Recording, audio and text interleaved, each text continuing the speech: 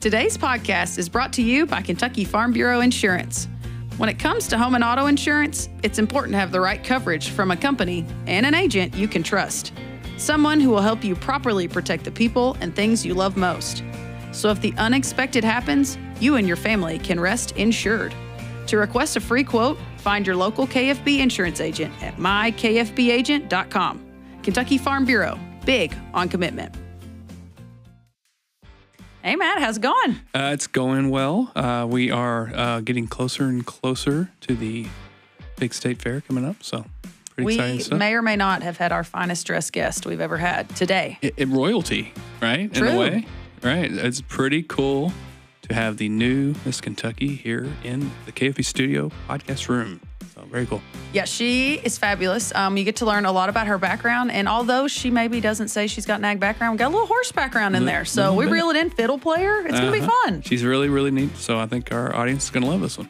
Yeah, so without further ado, I'm Renee Carrico. And I'm Matt Hilton. And this is Between the Rows.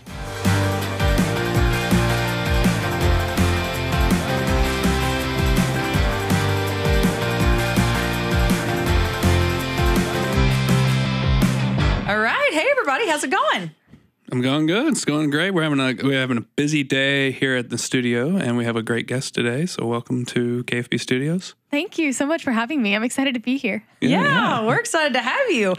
So we'll just go ahead and break the ice on it. We've got Miss Kentucky sitting across from us here. Yeah, we do. So we're real excited about this. Miss Kentucky is always connected to Farm Bureau, at least one day a year, like a few other times of the year from different things. So we just wanted to get to know you today and learn how much you know what you're getting yourself into on the ag side of your role this year. And so have some fun today. Yeah, I'm excited about it. I feel like I maybe have a solid 30% base of knowledge on what I'm getting into. I mean, I've been a part of the Miss Kentucky organization for over 10 years. And so I've always known about their partnership with Kentucky Department of Agriculture, but it's so different from girl to girl and from title holder to title holder. Yeah. So, I've got a good 30% base knowledge of okay, I know that I've seen a trend of Miss Kentucky's doing this or Miss Kentucky's doing this event or the state fair, for example. I know every year we're at the ham breakfast and I always look forward to that. I was I'm just really looking forward to the state fair. So I've got a little bit of a base, but there's always room to grow and you never know what you're going to get yourself into. So I'm excited to see where the year leads. Yeah, I think the self-awareness is key. If you already know that you don't know it all, it's got to make the year easier. You're just ready to From fly. what I see from my view, the best is just to, okay, let's do it. Along for the ride. We get to do some fun stuff over the year with the ag department for sure. So. Well, let's kick it off. Tell us about yourself. Where are you from? How'd you get to Miss Kentucky? Yeah. So my name is Chapel Tinius. I'm originally from Bowling Green, Kentucky. And I grew up in a little bit of, kind of urban life, but also farm life. I grew up showing Rocky Mountain horses. So I have a little bit of farm background, taking care of those sweet animals. I love them to death. I grew up riding horses and then going to my grandpa's cattle farm for a really long time and learning a little bit about ag, but I also did a lot of music growing up. That's where my heart really lies. I'm a fiddle player, so that's my talent that you all see on the Miss Kentucky stage, but I received my Bachelor's of Fine Arts in Musical Theater, and then also a Bachelor's of Arts in Corporate Communications from Belmont University down in Nashville, and then ended up moving back to Lexington after that. So I'm a Kentucky girl at heart, and I knew after college, I was like, it's time to go back to my old Kentucky home. I love it here. I'm a Kentucky girl through and through, so yeah. Very good. How does it feel to win something like that? No one would ever say, Matt, you're Mr. Kentucky. That is just not going to be a thing. What does that feel like to win something like that? I'm still in shock, to be completely honest. And it's been a little bit over a month since I was named Miss Kentucky. I looked up to this organization from the time I was 8 years old. We have what's called the Rising Stars program now, but when I was in it, it was called the Bluegrass Princess program. And so it's basically a mentorship between Miss Kentucky candidates and little girls. And I was invited to be a Miss Kentucky little sister when I was 8 years old. My candidate was Ann Blair Thornton. She's originally from Bowling Green, Kentucky as well. And she went on to be Miss Kentucky 2011. So she was the first exposure that I ever had to the organization. And what I initially remember was the first thing I ever did with Ann Blair was we went to the Alzheimer's Walk in Bowling Green because that was her platform, was Alzheimer's awareness and research. So she took me to the Alzheimer's Walk and had me go up there and sing the national anthem. And I was like, this is what Miss Kentucky is about. It's about being out in your community and getting to know people and getting to serve. And that's one of the 4 points of the Miss America crown is service. You have style, scholarship, service, and success. And service is what has always kept me back coming to this organization. So it's been a huge journey. And as I continued to watch the Miss Kentucky organization and then eventually compete in the teen category and then went on to be Miss Kentucky's teen in 2016 and then later came back and competed in the Miss category, I watched each candidate continue to have that heart of service. And so it's just been a dream come true to get to be a part of that legacy that's been established for as long as I can remember, that I grew up admiring and knowing that these girls are really making a difference in our community. And now I get to do that in my own way. So I'm really excited, still, like I said, in complete shock that it actually happened. But it's been really fun. I feel like I've hit the ground running and just going to continue to do the same thing. So excellent. Yeah. It as someone who never did pageants, but I have some friends that have, it's a grind. And I think people just see the pretty dress and the makeup and the hair but there's girls and they put their heart and soul. And it sounds like you're one of those into truly their platform, but also the pageants themselves. What keeps you going? So you were able to be Miss Kentucky Teen, which is fantastic, but there's a gap between then and now. It had to be tough wanting to go back. What drove you to keep doing pageants throughout these years between kind of the two titles, I guess? Yeah. So really the Miss America organization and the Miss Kentucky organization is the only pageant system I've ever competed in. I never really strayed from it, but it was that service element that kept me coming back. I also love the talent category of competition. That was always my favorite. That's always been a place that I've been very comfortable and gotten to be myself. But the grind of getting to serve your community, and especially with my community service initiative, this is a way that, you put a crown on your head and you put a sash on and people pay attention. And so you get to utilize that to make a bigger impact. And that's what kept me coming back, is because I wanted to make that impact on my community. My community service initiative is Operation Gratitude, which provides awareness and appreciation for our United States military and veterans. This all started because both of my grandfathers were World War II veterans. My grandfather on my dad's side was actually a triple amputee. So he lost both of his arms and full mobility in his left leg due to a landmine explosion during World War II. He always said it was the luckiest day of his life because he lived. And so he always liked to joke with us. He got denied life insurance 5 times. And then every year on his birthday, he would tell us that he outlived every life insurance agent who denied him coverage. So, I mean, he was an incredible man. And we saw firsthand the impact that war could have on somebody's life, not just physically, but mentally. And so I knew from a young age the impact of that. And I wanted to make sure that other people know that as well, because it's so important that we continue to thank those who have basically written a blank check to the United States of America for an amount up to and even including their life. So to me, saying thank you is a start, but anytime that we can take action to thank our veterans, it really levels up our gratitude. And so that's been my passion for years, since growing up with that, and then just continuing to get to be a part of that and grow that through the Miss Kentucky organization. That's what keeps me coming back, is that initial spark for gratitude. Nice. So what is you said it's your platform now. Talk a little bit about what are some plans? What do you want to do with that, with your new role here? Yeah. One of the things I'm most excited about is working with the Homegrown by Heroes program.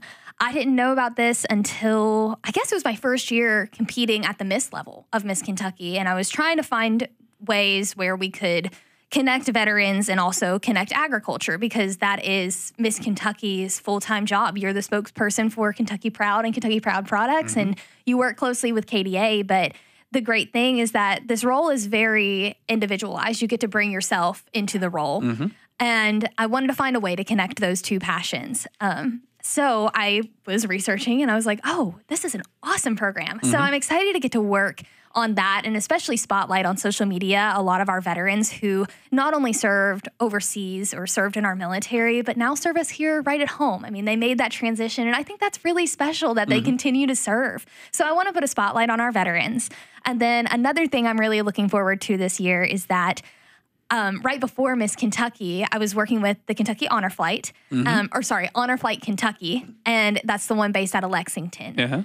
I partnered with them, and we started our first Youth Ambassadors program. So we've got 15 students lined up, ages 6 to 18, and we're going to get started here in the next couple of months. They were selected over the summer, and then they're going to be helping us do letter drives to make sure that each veteran who returns home on their flight has a huge stack of letters from their community. They're going to be helping us with what's called the Homefront Heroes program, which focuses on the military spouses. We kind of have this special part of the day whenever their veteran goes on the honor flight. The spouses are still at home, so we make it a fun day for them. So our Youth Ambassador program is going to help out with them. And then they're also going to start their own fundraiser to help send veterans on this honor flight. So it's a big project, but something that I'm really looking forward to because the honor flight has always been one of my favorite organizations that I've gotten to work with. I mean, I got to serve as a guardian in 2016. So I spent the day in Washington, D.C. with a veteran and saw firsthand the impact that this organization has on them. So I want younger generations to be able to get involved in that process before they can serve as a guardian. So that way they know leading up to that, the impact that it has on our community. So those are like two of my projects that I'm really excited about. But yeah. Well, what's cool, I get to produce video for Farm Bureau and actually have done stories on both things you just talked about. We actually did a full episode of a show we used to do on honor flight and we sent two of us to DC and did the whole thing, followed two guys and their guardian and everything. So it is really cool. If no one's ever really known what that is, like totally look into it. They need volunteers, frankly. They really do. There's a lot of these veterans don't have anybody to go with, frankly. So you can be a volunteer guardian and go. Really cool. And then we've done stories on some of the Homegrown by Hero folks, and they're just it's a neat opportunity for folks when they come back to give these guys a little hands up, a little startup in agriculture. And so I love those two programs. Really, really cool. Thank you. Yeah, I think my age group, it's a blessing, but we didn't live through a world war, or we didn't see the impacts of people coming back from Vietnam, from different things. Those are our grandparents, or further away. And I mean, I personally had a couple cousins, but they would live so far away. I never felt some of that did military service. My brother-in-law is in the Navy right now, and it's really incredible to see when he's deployed how much those letters mean. I mean, I think as kids, we did that. Like when we were in class, how many times did we every Christmas, every Thanksgiving, we were going to write letters to them and their family. But when you get a chance to talk to the person that received the letters or see the look on their face or their kids' faces when they open the box, I think it's something people don't get a chance to do anymore, not our age. And it's a blessing we haven't been in a terrible war, or some of us haven't been affected. But I grew up close to Fort Campbell. I mean, we played ball against kids that their parents had just gotten stationed there after deployments. I mean, so I do think we have a disconnect sometimes in our generation of meeting the ones that have been there and in it. So I think it's incredible getting those kids involved and getting them a chance to see the look on those people's faces when they get those letters, or I think it's neat. It is. And even as Miss Kentucky, I decided a while back that, because you were saying there's this little bit of a disconnect with our generations, one of my goals is to bring a veteran into as many schools as I can, because I can sit here and tell you my grandfather's story all day, but for him to sit there and be there firsthand, and you get to hear stories straight from a veteran or straight from somebody who's active duty military, it changes your whole entire perspective. It just changes everything. So if we can get veterans and active duty military members plugged into the schools, that's something that I'm really looking forward to. So people can see the people who are still in their communities who are serving them every day, and hopefully bridge that gap between disconnect and connecting with our veterans. For sure. Yeah. So go ahead. Oh, it's all good. I'm jumping back to a little more of a fun note that I noted and I didn't get a chance to ask. Why the fiddle? Where did that start? So I always like to say my parents basically knew I was a child prodigy. I was the pop in Pop Goes the Weasel at my first violin recital. Oh, nice. So, that one note they just knew. They were like, this is it. She's got it. No, in all seriousness, I did start the violin when I was about 3 years old, and I fell in love with it. I really did. I enjoyed it. My parents were kind of the parents who threw us into everything and saw what stuck. And I say us, I have two brothers. And so we are all a little bit different, and we all have our own thing, but violin was mine. And for the first couple of years, I was like, yeah, I absolutely love this. Then I hit age 6 and I was like, I'm done. And 3 years later. And so my mom found a fiddle teacher in my hometown. And I was like, this is what I want to do. I want to play the fiddle. And so, because originally I was just mainly classical music, which classical music is the foundation for everything. And I will always say that. And my violin teacher taught me that as well. She was like, okay, if you're going to train fiddle, you're also going to train classical. But so I was like, all right, if that's what it takes. And I just have always been drawn to that old time fiddle music. I mean, you look at people like Bill Monroe, the father of bluegrass music. It started right here in Kentucky. I mean, it is such a Kentucky tradition, and it's so cool to get to be a part of. I remember the first fiddle song I ever learned was the Kentucky Waltz. That was the first solo that I ever performed. And I've loved it ever since. So like I said, I went on to do musical theater. That was another huge part of my life and what I ended up getting a degree in. But fiddle was what I chose for my talent because that was my first love for music. That's what I originally fell in love with music for. That's where I first discovered that you can play so many different genres and tell so many different stories with just one instrument. I mean, classical tells its own story. Old-time fiddling tells its own story. You can play pop. You can play rock. You can do all of these different things with one instrument, and it is just so much fun. Yeah. And that's even what my talent encompasses. I have a 90-second medley of basically 5 different genres on the fiddle, and I love it. I think back, some of my fondest memories from my childhood were from being in an old-time fiddle band from the time I was 7 until I graduated high school, and getting to go and play different gigs around the state of Kentucky. I mean, it's just what I love to do. It's so much fun. It always brings people a smile to their face. And that's probably what I love the most about it. It's just something about, you hear The Devil Went Down to Georgia, or you hear the Orange Blossom Special, and you can't help but clap your hands and tap your toes. So it just brings people so much joy. And that's why I love music, and especially the fiddle, because it does have that deep tradition. It's just so much fun. Yeah. So what are, you said, about 30% of the things that you're getting yourself into. Yeah. What are those 30%? What are some fun things that are coming in the next year? And what are you looking forward to as Miss Kentucky? Of course, there's a state fair. I know one year, last I remember, Haley Wheeler, she was Miss Kentucky 2021. Yeah, that's right. I remember her getting buried in a pile of corn. I am thinking that's probably still coming. There's a lot with farm safety. I was there. Yeah, were you really? There. I have video of that. I did. I actually really did. Dale Dobson put her in some corn. Believe it or not, that's nothing shocking about this entire statement. Yeah. So I know there's going to be a lot with Dale and farm safety, which I am really looking forward to. I'm always up for an adventure. The other day they told me that I was going to be helping with 4-wheeler safety, or maybe it was ATV, one of the two. So I'm really looking forward to that one. They told me on my first day I was going to be helping with the Sunshine class. And if you don't know what the Sunshine class is, it's for children and adults ages 6 to 22 with special needs. And they learn how to show farm animals, specifically sheep in this class. And I went to the kickoff class in Frankfurt a couple of weeks ago. And I mean, it was just such a happy day. It was so cool to get to be a part of that. And then, of course, going and speaking in schools. I am so looking forward to that. Getting to talk about Kentucky Proud, eating local, shopping local, all of those things that we can do to support our Kentucky agriculture and support our Kentucky economy as well. Even from a young age, those are things that we can learn, we can implement, and we can start building those habits now.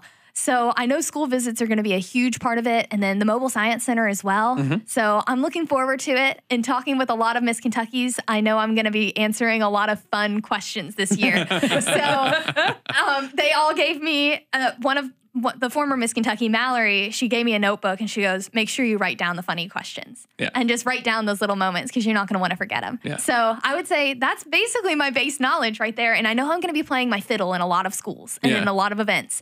So I'm really excited to bring music to the schools. Yeah, cool. Very good. Yeah. Have you been doing curls, working your arms, getting ready for a particular, it's about 20 pounds or so, right? Yeah, it's a pretty big ham. The ham the ham breakfast? I have. I started my workout regimen the other day. So I've got, about 3 weeks left. So I'm hoping that, what I'm probably going to do is take like a 25 dumbbell weight and just see how long I can hold it for a little while. Out there, and then when I have to drop it, I'll have to drop it and try again the next day. So, I really love to run. That's been one of my side hobbies. So I've learned, especially through marathon training, you can do anything if you put your mind to it. It's just really all about your mindset. So your mindset's going to overcome, and I'm not going to drop that ham. I can tell you that right now. I think you have to get a little adrenaline. Yeah. It's an active auction. I mean, it gets going pretty I'm good. excited about it. Yeah, it's pretty fun, and we've raised a lot of money. It's been a big success, especially the last couple of years. Always has been, but really has hit some very high marks the last couple of years. Pretty surprising. So, Yeah, my favorite one was the first year that we broke the big record. Our big, I guess that was 2 years ago, 3 years ago maybe. So it's our state winning auctioneering contest person that does the auctioneering, and he gave everyone a chance so they could say that they had a bid on the ham before he even knew what was about to happen. He said, everybody raise your hand. You've all officially can say you bid on this ham. And then you saw Miss Kentucky holding like, oh, okay, who am I going to? And then he let it kick off, and then we had our big winners. But no, I thought it was so cool. So a lot of people like were taking pictures with their like table number, and they were like, oh, this is how I made my one bid, you know? I love it. My $1 bid. So it's a fun breakfast. We were talking about it before we started the podcast. It's funny being on the staff side. I attended in previous roles just at a table. And then when you're on the staff side, and I'm like, so are we up there like ready in case, like someone kicks their chair out on accident? And they're like, oh, we got people ready to catch Miss Kentucky and catch the ham. So you're safe. Don't worry about it at all. I'm glad to know that I'm in good hands. So it used to, when I first started, I was up there with a camera, and then they let all the media like in that, and they would follow this poor lady around while she's doing this. And I was always like, one of these days, she's going down. She's going to trip. And I had a cable and all this stuff, and I was always trying to get it out of the way. And Jeff Harper was here, and he would follow her, make sure that she didn't go down at any point. So yeah, but I think that we've cleared the aisle a little bit. It's gotten a little better. You got to worry about what do they call those guys in the auction that run around and oh yeah, your bid takers. Bid takers, right? Yeah, they're there, but they stay out of the way. They do their thing. So they need space to get their big hands up, give a good yaw when they get a bid. Oh yeah, they're fun. You'll like it. Oh, I'm so excited. Well, and you probably got to meet Warren Beeler at the Sunshine class. I'm sure he's working with the department as well as deputy commissioner, and he's one of our guys, and he gets pretty cranked up. And if he doesn't, some of us will start gigging him like, "Come on, you can do better than that." It's gonna be a fun day. That's for sure. Some money here. Yeah. Okay, so being from Bowling Green, I'm always curious because I grew up showing hogs. And so even though I was from Princeton, I pretty much grew up at the state fair. We had hogs. Right. We were there every single year.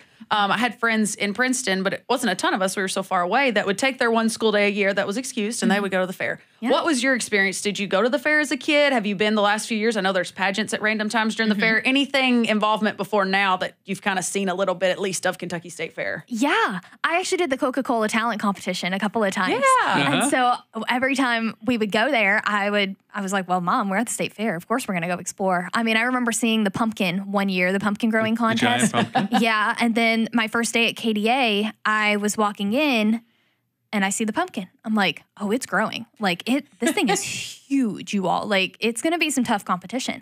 So I'm really excited to continue to go back. I went in 2016 as well when I was Miss Kentucky's teen and had a lot of fun at the state fair there. And then one year, just kind of in a year, I went with Heather French Henry and we got to do that was the year they were doing the World War II exhibit. Yeah. And so I got to help volunteer with that one, help hand out gun locks to veterans. And so there's a lot of things at the state fair. And I'm so excited to explore even more of it because I feel like it's almost like going to Disney World.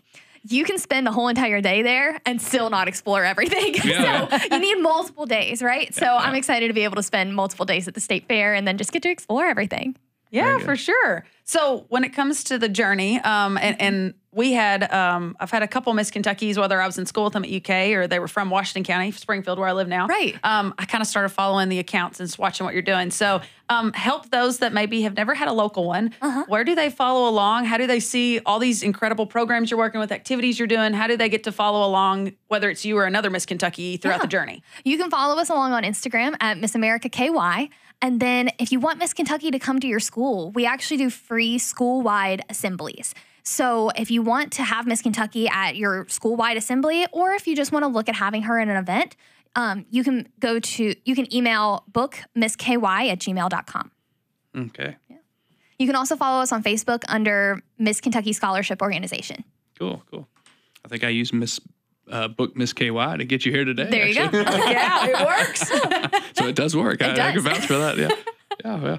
Well, we appreciate you being here. This has been really cool. We look forward to having this out. I think people are really going to enjoy listening to you. You got lots of energy, having a lot of fun, and I think you got a fun year ahead of you. I do. That's for sure. What's cool about Farm Bureau, we interact with the KDA enough to kind of see some of the fun that the Miss Kentucky gets to do all through the year. So we look forward to it. Yeah. Yeah, and you reach out whenever you need us. If you want to come pet a pig during the fair or something, Absolutely. holler at me. We'll have some. My Absolutely. brother still shows. So, yeah, we've got a girl on staff that's got shorthorn cattle. So, yeah, I'm sure you will have no shortage of seeing animals, but you'll have to holler at us, and, I'm so we'll get you excited. hooked up. Well, thank you. Thank you all again for having me. This has been so much fun. Appreciate it. Yeah. All right, appreciate you being here, and we appreciate you listeners. Be sure to join our larger podcast, The Kentucky Farm Life, and we'll see you next time on Between the Rows.